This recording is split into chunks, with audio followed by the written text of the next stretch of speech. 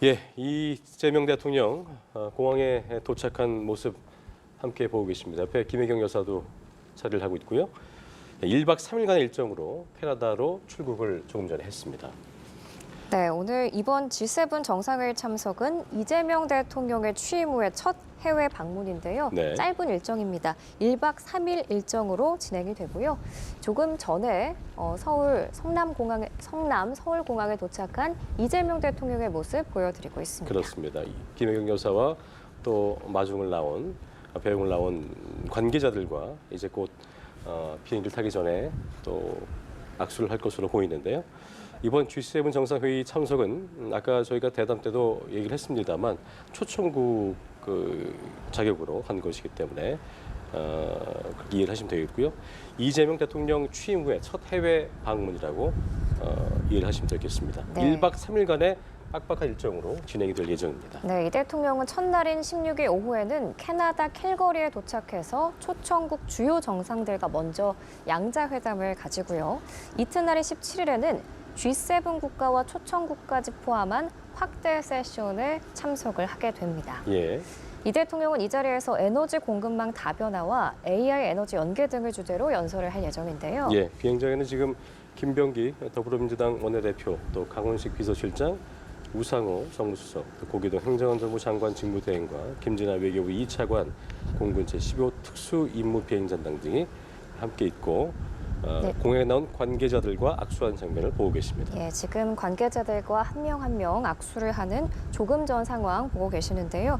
김병기 더불어민주당 원내대표, 강훈식 비서실장, 우상호 정무수석, 고기동 행정안전부 장관 직무대행, 김진아 외교부 2차관, 공군 제15 특수임무 비행단장 등이 참석을 했습니다. 네, 김병기 민주당 원내대표, 또 강훈식 비서실장, 우상호 정무수석 등이 배웅을 나와서 이제 조금 전 이재명 대통령과 김혜경 여사가 캐나다로 떠나기 전 배웅한 모습을 함께 보고 계십니다. 네, 이번 순방 기간에 미국과 일본 등 G7 국가 정상들과 회담이 성사될지도 관심인데요. 네. 이재명 대통령과 김혜경 여사 조금 전 공군 1호기에 올라타는 모습 함께 보고 계십니다. 네, 1박 3일간의 일정 빡빡하게 진행이 될 텐데 이 대통령 첫날인 16일 오후에는 캐나다 캘거리에 도착을 해서 초청국 주요 정상들과 먼저 양자 회담을 갖게 되고 이튿날인 17일에는 G7 국가와 초청국까지 포함한 확대 세션에 참석을 합니다.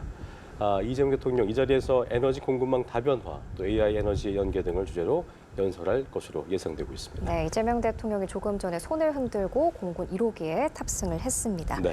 자, 이번 G7 정상회의 참석, 이재명 대통령의 취임 후 첫 해외 방문인데요. 1박 3일 일정으로 진행이 됩니다. 그렇습니다. 자, G7 정상회의 현지 시간으로 16일과 17일, 한국 시간으로는 화요일과 수요일에 걸쳐서 열리게 되고요.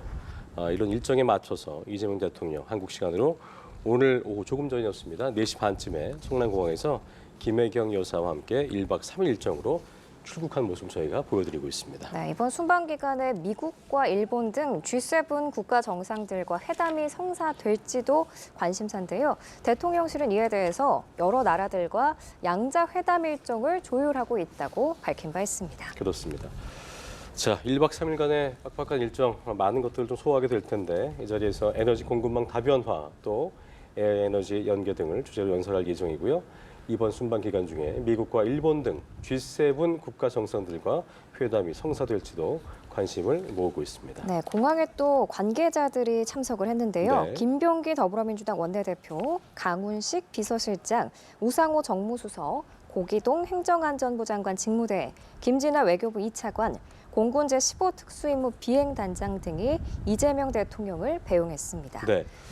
네, 자, 말씀드렸던 것처럼 이재명 대통령 G7 정상회의 참석을 위해서 오늘부터 모레 18일까지 1박 3일 강행군 일정을 캐나다에서 방문하면서 하게 됩니다.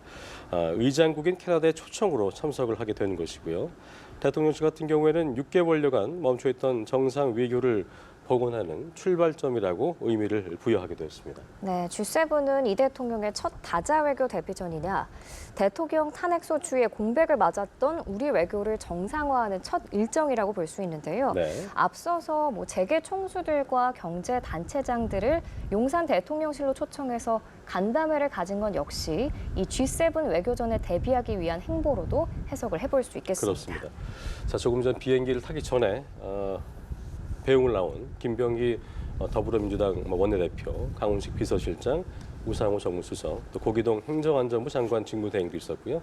김진아 외교부 2차관도 있었고 공군 제15 특수임무비행단장 등이 배웅을 나온 모습 하나하나 한 명 한 명과 함께 악수를 하는 모습을 함께 보고 계십니다. 네, G7 정상회의 참석을 위해 서울공항에 도착한 이재명 대통령의 모습, 조금 전 모습입니다. 저희가 그렇습니다. 화면으로 함께 보여드리고 있고요. 네. 공군 1호기에 탑승하는 장면까지 함께 확인해 보실 수 있겠습니다. 네, 김혜경 여사와 나란히 비행기에 올라탄 모습을 함께 보고 계십니다.